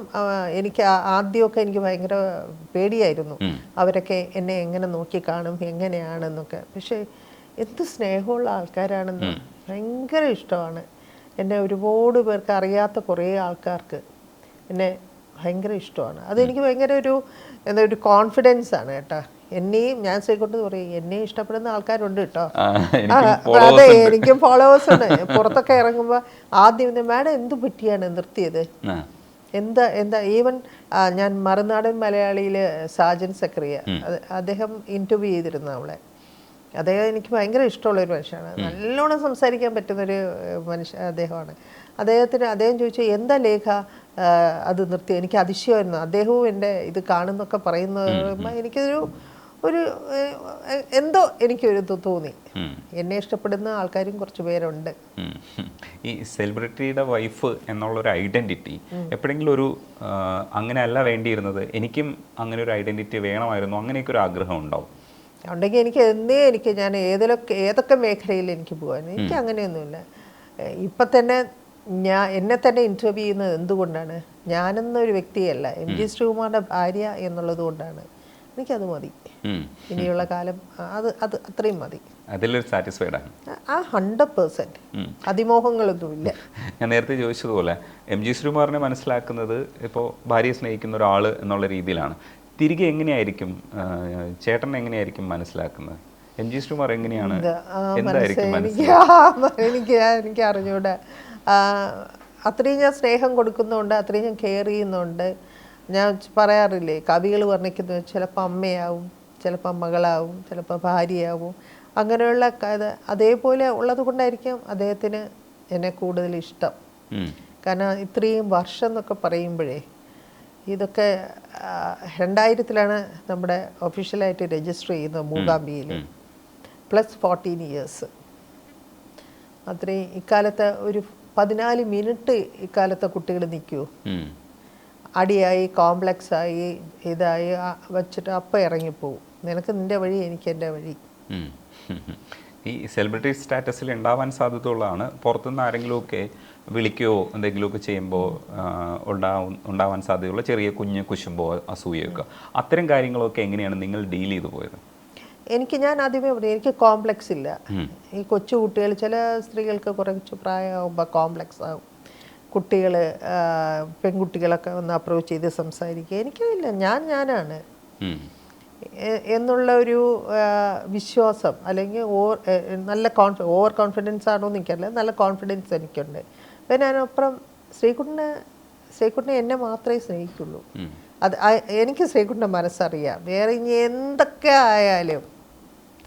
കാരണം അതാണ്. ഇല്ല, നമുക്ക് പുരുഷനായാൽ പോലും ഒരു ഗായകനോട് ഭയങ്കര ആരാധന വരും. അപ്പോൾ പെൺകുട്ടി ആകുമ്പോഴത്തേക്ക് ചിലപ്പോൾ ജെൻഡർ വ്യത്യാസം അവർക്കുണ്ടാവില്ല, പക്ഷെ നമുക്കത് കാണുന്ന സമയത്ത് അങ്ങനെ തോന്നിയാൽ ഇല്ല, എനിക്ക് അങ്ങനെയൊന്നുമില്ല. ആരും അങ്ങനെ ഇന്നേ വരെ ടച്ച് കൊടുക്കും എൻ്റെ മുമ്പിൽ അങ്ങനെ ആരും മോശമായിട്ടുള്ള ഒരു ബിഹേവിയറോ ആരാധനയോ ഉണ്ടാകാം. എനിക്കും ഉണ്ടാകാം. എനിക്കിപ്പോൾ രജനീകാന്തിനെ കാണുമ്പോഴും എനിക്ക് ആരാധന ഉണ്ടാവാം. അതുകൊണ്ട് അത് വേറെ തരത്തിലാണ് എന്നൊന്നും അങ്ങനെ പോകണമെന്നൊന്നും നിർബന്ധമില്ലല്ലോ. എല്ലാ ആൾക്കാരും ആരാധനയോട് ശ്രീകുണ്ഠ വരും, ശ്രീകുണ്ഠ ഓട്ടോഗ്രാഫ് എടുക്കും, ചിലപ്പോൾ ഫോൺ ചെയ്യാറുണ്ട്. സാറിന് 2 വാക്ക് പറഞ്ഞ് അവിടെ നിർത്തും. പക്ഷേ ഇതൊക്കെ വർത്താനം പറയുമ്പോഴും ഈ വർത്താനം പറയാൻ അറിയില്ല എന്ന് ഇല്ല കേട്ടോ, വർത്താനം നന്നായിട്ട് പറയുന്നുണ്ട്. ശരി, എനിക്ക് ഭയങ്കര സന്തോഷം. കാരണം കാര്യങ്ങൾ ആലോചിച്ച് തന്നെ വർത്താനം പറയുന്നുണ്ട്. അതിനകത്ത് ശരിയാണോ എന്നുള്ളത് പ്രോസസ്സ് നടക്കുന്നുണ്ട്. എനിക്ക് തോന്നുന്നു ബ്ലോഗിൽ ഇനിയും കുറച്ചുകൂടെ വർത്താനം പറയാമെന്ന് തോന്നുന്നു. ആക്സെപ്റ്റൻസ് ഉണ്ടാവും. ഈ ഒരു സാധനം ഒരുപക്ഷെ ഇങ്ങനെ നമ്മളിപ്പോൾ ഒരു കുറേ കാലം കൊണ്ട് നമുക്കിത് പഠിച്ചെടുക്കാം. അല്ല, ചെറുപ്പത്തിലൊക്കെ വളരെ സൈലന്റ് ആയിരുന്നോ? ഇങ്ങനെ വളരെ ക്വയറ്റായിരുന്നു. ഞാൻ വളരെ ക്വയറ്റായിരുന്നു. ഈ ബ്ലോഗ് ചെയ്തതിന് ശേഷമാണ് അറ്റ്ലീസ്റ്റ് ഞാൻ സംസാരിക്കുന്നത് തന്നെ, കുറച്ച് കൂടുതൽ സംസാരിക്കുക. ഞാൻ വളരെ അധികം സംസാരിക്കാത്ത ഒരാളാണ്. എനിക്ക് ഫോണിൽ തന്നെ ഞാൻ 2 സെക്കൻഡ് 2 മിനിറ്റൊക്കെയാണ് ഒരാളോട് അതിൽ കൂടുതലൊന്നും ഞാൻ സംസാരിക്കാറേ ഇല്ല. ചില ആൾക്കാരാണെങ്കിൽ ഇരുന്ന് ഫോൺ വിളിച്ച് എത്രയോ ഇഷ്ടമല്ലാത്തൊരു കാര്യമാണ്. നമ്മളൊക്കെ ഒരുപാട് നേരം ഫോണിൽ സംസാരിക്കുന്നു. ആണോ? ശരി. എനിക്കത് പറ്റൂല. എന്നോട് സംസാരിക്കുന്ന അവിടെ വെച്ച് ഞാൻ നിർത്തുകയും ചെയ്യും.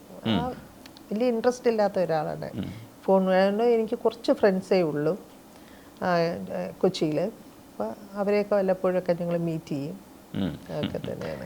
ഏതെങ്കിലുമൊക്കെ പാട്ടിങ്ങനെ മൂളി അനുകരിച്ച് നോക്കിയിട്ടുണ്ടോ? പുള്ളിയുടെ കാലത്ത് അതൊക്കെ വെളുപ്പിന്, അത് നിങ്ങൾക്ക് കേൾക്കണമെങ്കിൽ വെളുപ്പിന് വളരെ പ്രഭാതത്തിലാണ് എൻ്റെ ഇതൊക്കെ. അല്ല, അങ്ങനെയൊന്നും പാട്ടൊന്നും പാടി നോക്കാറില്ല. പക്ഷെ നാമജപിക്ക് ഞാൻ പറയുന്ന പോലെ അത് എൻ്റെ ശബ്ദത്തിൽ. നാമജപം മാത്രമേ ഉള്ളൂ, അല്ലാതെ ഏതെങ്കിലും ഭക്തിഗാനവും ട്രൈ ചെയ്തിട്ടില്ല? അല്ല, നമ്മൾ കുഞ്ഞു മുതലേ നാമം ജപിക്കുന്നതല്ല. ഭക്തിഗാനമൊക്കെ അതൊക്കെ ഓരോ ആൾക്കാരുടെ ഇമാജിനേഷനിൽ വരുന്ന വാക്കുകളൊക്കെ അല്ലേ ഈ ഭക്തിഗാനങ്ങൾ. അത് ഞാൻ ഏറ്റുപാടാറൊന്നുമില്ല. ഇത് നാമം ജപിക്കാറുണ്ട്, അത്രയേ ഉള്ളൂ. ഞാനും ഭഗവാനുമായിട്ടുള്ള ആ ശബ്ദത്താണ് എന്നും കേട്ടുണരുന്നത് എൻ്റെ ദൈവങ്ങൾ. അതൊരു ഭയങ്കര ഹാപ്പിനെസ് ആണ്. ഞാൻ ഹാപ്പിയാണ്. ആ സമയമാണ് ശരിക്കും നമ്മുടെ സമയം എന്നാണ് എൻ്റെ സമയം. അതെ, മാത്രം. അതല്ല, എനിക്ക് ഏർലി മോർണിംഗ് ഭയങ്കര ഇഷ്ടമാണ് ആ സമയം. രാത്രി എനിക്ക് വലുതായിട്ട് ഇഷ്ടമല്ല. പക്ഷെ ഇപ്പൊ കൊച്ചിയിൽ രാത്രികളാണ് ആഘോഷമാക്കുന്നത്. രാത്രികളാണ്. ശ്രീകുട്ടം ഉണ്ടെങ്കിൽ മാത്രം നൈറ്റിൽ എന്തെങ്കിലും പുറത്തു പോകുക അത്രയേ ഉള്ളൂ. അല്ലാതെ തനിച്ചൊന്നും ഒരു യാത്രയില്ല. തനിച്ച് പുറത്ത് അങ്ങനെ പോയിട്ടില്ല? ഇല്ല, തനിച്ചെന്ന് പറഞ്ഞാൽ ഞാൻ എൻ്റെ ഇപ്പോൾ സാരി മേടിക്കാനോ അല്ലെങ്കിൽ എന്തെങ്കിലും സ്റ്റിച്ചിങ്ങിനോ ഒക്കെയാണ് സ്വന്തമായിട്ട് പോവുക. അല്ലാതെ ഒന്നും അങ്ങനെ പോകാറില്ല. ഈ വ്ളോഗ് ചെയ്യാൻ തുടങ്ങിയതിന് ശേഷം അങ്ങനെ ഐഡന്റിഫൈ ചെയ്യുന്ന ആൾക്കാരുണ്ടോ? ഇഷ്ടം പോലെ. ഇതല്ലാതെ അത് ഒരുപക്ഷെ ചിലരൊക്കെ എം ജി ശ്രീകുമാറിന്റെ വൈഫാണെന്ന് അറിയാതെ തന്നെ വന്നിട്ട് വ്ളോഗ് ചെയ്യുന്നതിന്റെ പേരിൽ ആരെങ്കിലും വന്ന് അങ്ങനെ ചോദിച്ചിട്ടില്ല. ഞാൻ അവസാനം പറഞ്ഞ ലേഖ ശ്രീകുമാർ അല്ലെങ്കിൽ ലേഖ എം ജി ശ്രീകുമാർ എന്ന് പറഞ്ഞാൽ നിർത്തുന്നത്. അപ്പൊ അത് അറിഞ്ഞിട്ട് തന്നെയാണ് വരുന്നത്. സംസാരിക്കാറുണ്ട്.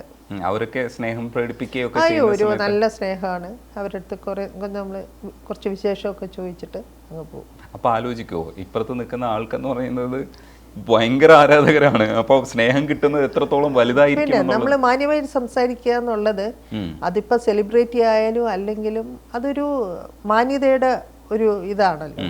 നന്നായിട്ട് സംസാരിക്കുക.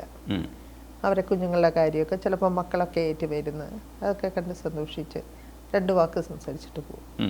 ഈ സെലിബ്രിറ്റി ലൈഫിൽ ഏറ്റവും കൂടുതൽ ഉണ്ടാകുന്നത് ഗോസിപ്പുകളാണ്.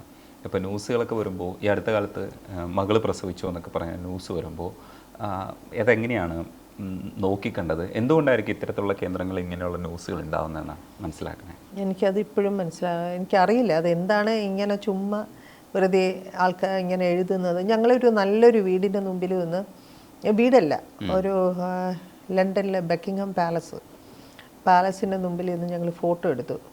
ഒരുപാട് ആൾക്കാരുണ്ട് അവിടെ. പോയി ആൾക്കാർ ഫോട്ടോസ് എടുക്കുമല്ലോ. അത് ഏതൊരു മാഗസീനിൽ വന്നു, എം ജി ശ്രീകുമാർ പുതിയൊരു വീട് വാങ്ങിച്ചു, കൊട്ടാര സാദൃശ്യമുള്ള. എന്തുമാത്രം സ്റ്റുപ്പിഡിറ്റിയാണ് എനിക്കത് അന്ന് തോന്നി. ഇത്രയും ഒരു വെറുതെ എന്തെങ്കിലും എഴുതി ഉണ്ടാക്കുകയും എന്തെങ്കിലും കാര്യമുള്ള. അതേപോലെ എൻ്റെ മകള് പ്രസവിച്ചു. അത് നമ്മൾ ആരെയും അറിയിക്കാതെ ഞങ്ങൾ US പോയി. അതെന്താണ് അതിലൊരു മിസ്റ്റേക്ക്? പെൺകുട്ടികളാകുമ്പോൾ പ്രസവിക്കുമല്ലോ. അവള് 19 വയസ്സിൽ കല്യാണം കഴിഞ്ഞു. അവൾ എന്നോ പ്രസവിച്ചതാണ്. ഇത് ഇന്ന് മാത്രമാണ് അത് എം ജി ശ്രീകുമാറും ഭാര്യ ആരും പറയിക്കാതെ അമേരിക്കയിൽ. ഇതൊക്കെ എന്ത് കുറേ കാലം പറഞ്ഞുകൊണ്ടിരുന്നു, കുട്ടിയെ കാണിക്കുന്നില്ല. പുറത്തോട്ട് കാണിക്കുന്നില്ല കുട്ടിയെ. കുട്ടിയെ കാണിക്കാൻ കുട്ടി എന്തെങ്കിലും ഒരു വസ്തുവാണോ? അവൾ ട്രിവാൻഡ്രത്താണ് പഠിച്ചത്. ഞാൻ പറഞ്ഞതുപോലെ പിന്നെ അവൾ ഇവിടെ പഠിച്ചു, ഗുഡ് ഷെപ്പേർഡിൽ പഠിച്ചു. അവളുടെ കല്യാണത്തിന് എല്ലാ ആൾക്കാരും ഉണ്ടായിരുന്നു, സിനിമയിലുള്ള ഒട്ടുമുക്കാൽ ആൾക്കാരും, പ്രിയദർശൻ, ലിസി, ആ സമയത്ത് ലാല്, എല്ലാവരും ഉണ്ടായിരുന്നു. അങ്ങനെ ഒരു വലിയ കല്യാണം എന്ന് പറയുമ്പോൾ ഇതൊക്കെ എന്താണ്, ചുമ്മാ ഒരു എഴുതി ഉണ്ടാക്കുക എന്ന് പറഞ്ഞാൽ സോ സ്റ്റുപ്പിഡിറ്റി. ഈ പ്രിയദർശൻ, മോഹൻലാൽ, MG ശ്രീകുമാർ ഒരു കോംബോ ആണ്. ഈ സിനിമയിൽ നമ്മൾ ഈ 3 പേരുകളും ഒരുമിച്ച് അറിയപ്പെട്ട് ഒരുമിച്ച് നിന്ന തിരുവനന്തപുരം ഒരു കമ്പനിയാണ്. ആ സൗഹൃദത്തിൻ്റെ ആഴം എത്രത്തോളം ഉണ്ട്, അതെങ്ങനെയാണ് മനസ്സിലാക്കിയെടുത്തിട്ടുള്ളത്? ഞങ്ങൾ സ്നേഹിക്കുന്ന കാലത്ത് തന്നെ പറഞ്ഞിട്ടുണ്ട്, നമ്മൾ വളരെ തിക്ക് ഫ്രണ്ട്സാണ്, അത് നീ മനസ്സിലാക്കണം, അതിൻ്റെ ഇടയിൽ നീ ഒരു പ്രശ്നവും എന്തെങ്കിലും പറഞ്ഞു വരരുത് എന്ന് പറഞ്ഞിട്ടുണ്ട്. പക്ഷെ അവർ അത്രയും നല്ല ഫ്രണ്ട്സാണ്. പ്രിയനും ശ്രീകുട്ടനും ലാലും ഒക്കെ നല്ല ഫ്രണ്ട്സാണ്. ശരിക്കും നമ്മൾ അത് മാറി നിന്ന് കാണണം. അത് നല്ലൊരു സൗഹൃദത്തിന് അത് കൂട്ടായ്മയാണത്. പ്രിയനൊക്കെ കൂടെ ഞങ്ങളുടെ അവിടെ വരാറുണ്ട്. കുറേ മണിക്കൂർ നല്ല ഫുഡൊക്കെ കഴിക്കും. അപ്പോൾ എൻ്റെ അടുത്ത് പറഞ്ഞു, നീ ഇനി ഒരു റെസ്റ്റോറൻറ്റ് തുടങ്ങണം എന്നൊക്കെ എൻ്റെ അടുത്ത് പറഞ്ഞിട്ടുണ്ട്. നീ നീ നല്ല ഫുഡൊക്കെ ഉണ്ടാക്കുന്നു എന്നൊക്കെ പറഞ്ഞിട്ട്. പ്രിയനൊക്കെ വളരെ ലൈക്ക് എൻ്റെ ഒരു ബ്രദർ പോലെയാണ്. ഇപ്പോഴും ഒരു സാമീപ്യമായിട്ടും സാന്നിധ്യമായിട്ടും നിൽക്കുന്നുണ്ട് MG ശ്രീകുമാർ. ഇനി അടുത്തൊരു സ്റ്റെപ്പിലേക്ക് കൂടെ, ഇല്ലെങ്കിൽ എന്താണ് അടുത്തൊരു മോഹം എന്ന് ചോദിച്ചാൽ എനിക്കറിയില്ല. പുള്ളിയുടെ മനസ്സിനകത്ത് ഇപ്പോൾ മ്യൂസിക് ഡയറക്ഷൻ ഒരു മോഹമായിട്ട് ഉണ്ടാവുമായിരിക്കും, ഒരു വലിയൊരു, അത് എനിക്കറിയാത്ത കാര്യമാണ്. എന്താണ് അങ്ങനെ മോഹമായിട്ട് പുള്ളി പറയുന്നത്? മോഹങ്ങൾ കാണാതിരിക്കും ഒരു മനുഷ്യന്. കുറേ മോഹമൊന്നും അങ്ങനെ പ്രത്യേകിച്ചൊരു മോഹമൊന്നും പറഞ്ഞിട്ടില്ല. കുറേ നല്ല പടങ്ങൾ ചെയ്യണം, പാട്ട് പാടണം, സന്തോഷത്തോടുകൂടെ ജീവിക്കണം, ഹാപ്പി ആയിരിക്കണം എപ്പോഴും. പിന്നെ ഞാൻ വലിയ മോഹങ്ങളിലോട്ടൊന്നും നമ്മൾ സംസാരിച്ചിട്ടില്ല ഇതുവരെയ്ക്കും. ഈ ഫിലിം മ്യൂസിക് ആണോ വീട്ടിൽ പാടുന്ന സമയത്ത്? ഏതെങ്കിലും സിനിമാ പാട്ടുകളാണോ പാടുന്നത്, അതേ കീർത്തനങ്ങളാണോ? ഒരുപാട് കീർത്തനങ്ങൾ കേൾക്കും, ഒത്തിരി കീർത്തനം, പല പാടി വച്ചിരിക്കുന്ന കുറേ കീർത്തനങ്ങൾ കേൾക്കും. അതിൽ നിന്നൊക്കെ എഴുതിയെടുക്കാറുണ്ട്, നൊട്ടേഷനൊക്കെ എഴുതിയെടുക്കും. അങ്ങനെ കുറേ കാര്യങ്ങൾ ചെയ്യാറുണ്ട്. അങ്ങനെ അതിലോട്ട് എനിക്ക് കടന്ന് ഒന്നും പറയാൻ അറിയില്ല. അതേ ഒരുപാട് ഇതെല്ലാം ഹെഡ്ഫോൺ വെച്ചിട്ടാണ് കേൾക്കുന്നതും എല്ലാം ചെയ്യുന്നത്, എഴുതുന്നതും. സ്റ്റുഡിയോ ഉണ്ട്, പുറത്തല്ല, സ്റ്റുഡിയോക്കുള്ളിലായിരിക്കും. അപ്പം മാത്രമായിരിക്കുമല്ലോ. മറ്റാണെങ്കിൽ ഈ TV-യുടെ ശബ്ദവും അല്ലെങ്കിൽ നമ്മൾ സംസാരിക്കുന്ന ഒന്നും കേൾക്കണ്ടല്ലോ. ആ ഒരു സമയങ്ങളിൽ സ്വന്തമായിട്ട് ഇരുന്നെല്ലാം കേൾക്കും. ഓരോ പാട്ട് റെക്കോർഡ് ചെയ്ത് കഴിയുമ്പോഴത്തേക്കും അതിനൊരു ഹാപ്പിനെസ് വന്ന് ഷെയർ ചെയ്യാൻ അയ്യോ ഭയങ്കരമാണ്. അയ്യോ ശ്രീകുട്ടൻ ഒട്ടനെ അതെന്നെ വന്ന് കേൾപ്പിച്ച്, അത് എന്തെങ്കിലും പോരായ്മയുണ്ടോ, എനിക്കെൻ്റെ അഭിപ്രായം എന്തെങ്കിലും ഉണ്ടായിരിക്കുമല്ലോ, അത് ഞാൻ പറയുമ്പോൾ അത് ശരിയാണെങ്കിൽ അത് കറക്റ്റ് ചെയ്യും. ഇപ്പോൾ വിദ്യാസാഗർ സാറിനെ പോലെയുള്ള ആൾക്കാർ വരെ നന്നായിട്ട് ചൂസ് ചെയ്യുമ്പോൾ ആ സമയത്തൊക്കെ അങ്ങനെയുള്ള അടുത്തൊക്കെ പോകുമ്പോൾ ഒരു എക്സൈറ്റ്മെന്റ് കൂടുതലായിരിക്കുമല്ലോ. ശ്രീകുട്ടന് അതെ, തലേദിവസമൊക്കെ ഒരു പുതിയ പാട്ട് പാടുന്നതിൻ്റെ ഒരു ഇതുണ്ടായിരിക്കും. അതിന് കാലത്ത് പോവും, ഞാൻ കൂടെ പോവാറില്ല. അത് ഫൈനൽ എല്ലാം എല്ലാം കഴിയുമ്പോഴേ ഞാൻ കേൾക്കാറുണ്ട്. അല്ലാതെ ശ്രീകുട്ടൻ പാടുന്ന സമയത്ത് അങ്ങനെ ഞാൻ പോവാറില്ല. 1-2 പ്രാവശ്യം പോയിട്ടുണ്ട്. പിന്നെ അവർക്കും ഒരു ബുദ്ധിമുട്ടല്ലേ, 2 പേർക്കും, മ്യൂസിക് ഡയറക്ടറിനും പാടുന്ന ആൾക്കും നമ്മളവിടെ പോയി ഇരിക്കുക എന്ന് പറഞ്ഞ്. അപ്പം നമ്മൾ അത് അറിഞ്ഞ് പ്രവർത്തിക്കണം എന്നാണ്. നെർവസ് ശ്രീകുട്ടൻ ഒരിക്കലും ഒരു കാരണവശാലും നെർവസ് എന്ന് പറഞ്ഞൊരു കാര്യമേ ഇല്ല. അതൊന്നുമില്ല അദ്ദേഹത്തിന്. അത് കേട്ട് നോക്കുക ആദ്യം, 100% അത് പാടി വരും. അതൊക്കെ എത്ര വേഗം പാടുന്നു എന്നാണ് എനിക്ക്. ചിലപ്പോൾ ഞാനൊരു ഞാൻ പറഞ്ഞ ഷോപ്പിങ്ങിന് പോകും. അപ്പോൾ എൻ്റെ വിശ്വാസം മുഴുവൻ അറ്റ്ലീസ്റ്റ് 2 മണിക്കൂർ എടുക്കും, 2-2.5 മണിക്കൂർ എനിക്ക് സാരിയൊക്കെ നോക്കി പതുക്കെ വരാമെന്ന്. ചിലപ്പോൾ ഒരു 45 മിനിറ്റ്സിലൊക്കെ പറഞ്ഞ് ഞാൻ കഴിഞ്ഞു കേട്ടോ, വേഗം വന്നോളൂ എന്ന് പറയും. ഇതൊക്കെ അദ്ദേഹത്തിൻ്റെ ഒരു കഴിവാണ്. ഈ പാട്ടിനപ്പുറത്തേക്ക് ഒരു സന്തോഷം ഉണ്ടാക്കുന്നത് നിങ്ങളുടെ ലൈഫിൻ്റെ കാര്യങ്ങൾ മുമ്പോട്ട് പോകുമ്പോൾ സന്തോഷങ്ങളൊക്കെ ഉണ്ടാവാറുണ്ട്.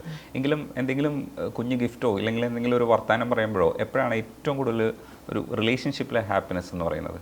അടുത്ത് വന്ന് സ്നേഹത്തിൻ്റെ കാര്യത്തിൽ സ്നേഹം സംസാരിക്കുമ്പോഴാണോ, അതേ വഴക്ക് കൂടിയിട്ട് സ്നേഹം കാണിക്കുമ്പോഴാണ്? അങ്ങനെ ഒരു ടച്ച് വുഡ് കേട്ടോ, അങ്ങനെ വലിയൊരു വഴക്ക് ചില ആൾക്കാരെ ഇങ്ങനെ പറഞ്ഞു കേട്ടിട്ട് ഭാര്യയും ഭർത്താവും അടിച്ച് 3 ദിവസം മിണ്ടാതിരുന്ന് പിന്നെ സംസാരിക്കുമ്പോൾ ഒരു ഹാപ്പി, അങ്ങനെയൊന്നും നമ്മുടെ ലൈഫിൽ ഇതുവരെ ഉണ്ടായിട്ടില്ല. നേരത്തേക്ക് ഉണ്ടായിട്ടുണ്ട് കേട്ടോ. ആ ഒരു റിലേഷൻഷിപ്പ് തുടങ്ങുന്ന കാലഘട്ടത്തിൽ പരസ്പരം നമുക്ക് മനസ്സിലാക്കാൻ പറ്റാത്ത ആ ഒരു സമയത്ത് അങ്ങനെയൊക്കെ ഉണ്ടായിട്ടുണ്ട്. അല്ലാതെ ഇപ്പോഴൊക്കെ അങ്ങനെ ഒന്നുമില്ല. പിന്നെ ബർത്ത്ഡേ ഒന്നും മറക്കാറില്ല, ആനിവേഴ്സറി മറക്കാറില്ല. അതെല്ലാം ഞാൻ ഒരു മാസം മുമ്പ് ഓർമ്മപ്പെടുത്തുകയും ചെയ്യും. എൻ്റെ ബർത്ത്ഡേ വരുന്നുണ്ട് എന്ന് പറയൊക്കെ പറയാറുണ്ട്. പുള്ളിയുടെ ഗ്ലാമറാണോ ആദ്യം ആകർഷിച്ചത്, അതേ വർത്താനമാണോ ആകർഷിച്ചത്? ഗ്ലാമറോ? ശ്രീകുട്ടൻ എന്ന് പറഞ്ഞൊരു വ്യക്തിയാണ്, അദ്ദേഹത്തിൻ്റെ പെരുമാറ്റമാണ്. പക്ഷെ ആദ്യം എല്ലാവരും നല്ല ഒരു മുഖമാണ് കാണിക്കുക, സാധാരണ പ്രണയമുള്ളപ്പോൾ. പക്ഷേ ഇദ്ദേഹത്തിന് അങ്ങനെയല്ല. ഞാൻ 14 വർഷവും ഞാൻ നോക്കി കണ്ടതിൽ നല്ല പാട്ട് സെക്കൻഡറിയാണ് എനിക്ക്. ആ വ്യക്തിയാണ് എൻ്റെ കൂടെ ജീവിത അവസാനം വരെ എനിക്ക് വിശ്വസിക്കാം. ഒരു പെണ്ണിന് അങ്ങനെയാണല്ലോ, ഒരു സ്ത്രീ കല്യാണം കഴിഞ്ഞ് നമുക്ക് വിശ്വസിക്കാം എൻ്റെ കൂടെ കാണും എന്നുള്ള ആ ഒരു വിശ്വാസമാണ്. പക്ഷെ അത് കറക്റ്റായി. ഞാൻ വർത്തമാനം പറയുമ്പോൾ അറിയാൻ ശ്രമിക്കുകയായിരുന്നു. അതിൻ്റെ ഭാഗമായിട്ട് എന്തെങ്കിലുമൊക്കെ കടന്നു ചോദിച്ചിട്ടുണ്ടെങ്കിൽ ക്ഷമിക്കണം. പിന്നെ ഒന്നും കടന്നു ചോദിച്ചെങ്കിൽ ഞാൻ ഇവിടെ നിർത്തുന്നു എന്ന് പറയുമായിരുന്നു. കടന്നൊന്നുമില്ല. അധികം സംസാരിക്കാത്തതുകൊണ്ട് കൂടിയാണ് ഞാൻ കുറച്ച് ചോദ്യങ്ങൾ ചോദിക്കാൻ ശ്രമിച്ചിട്ടുള്ളത്. എന്തായാലും സന്തോഷം. കണ്ടിട്ടുണ്ട്, ഒരുപാട് ഇൻ്റർവ്യൂസ് കണ്ടിട്ടുണ്ട്. അപ്പം ഇങ്ങനൊരു എനിക്കൊരു ചാറ്റ് തന്നതിൽ അല്ലെങ്കിൽ ഇങ്ങനൊരു ഇൻ്റർവ്യൂ തന്നതിൽ ഞാനും ഹാപ്പിയാണ്. ഞാൻ എന്തൊക്കെയോ പറഞ്ഞു, അതൊക്കെ ശരിയായോ എന്ന് പോലും എനിക്കറിയില്ല. വേണ്ട നമുക്ക് എഡിറ്റ് ചെയ്യണം. അതാണ്, അവിടെയാണ് ഞാൻ യൂട്യൂബിൽ നിന്ന് രക്ഷപ്പെടുന്നത്. അവരെല്ലാം എനിക്ക് നല്ലൊരു എഡിറ്ററുണ്ട്, രാജേഷ് എന്ന് പറഞ്ഞാൽ. അദ്ദേഹം നല്ലപോലെ എഡിറ്റ് ചെയ്ത് കാണിക്കും. അതെ, അപ്പോൾ ഞങ്ങളും ഇതൊക്കെ വളരെ നന്നായിട്ട് എഡിറ്റ് ചെയ്ത് കാണിക്കാൻ ശ്രമിക്കാം. തീർച്ചയായിട്ടും. നന്ദിയുണ്ട് സംസാരിക്കാൻ. Thank you.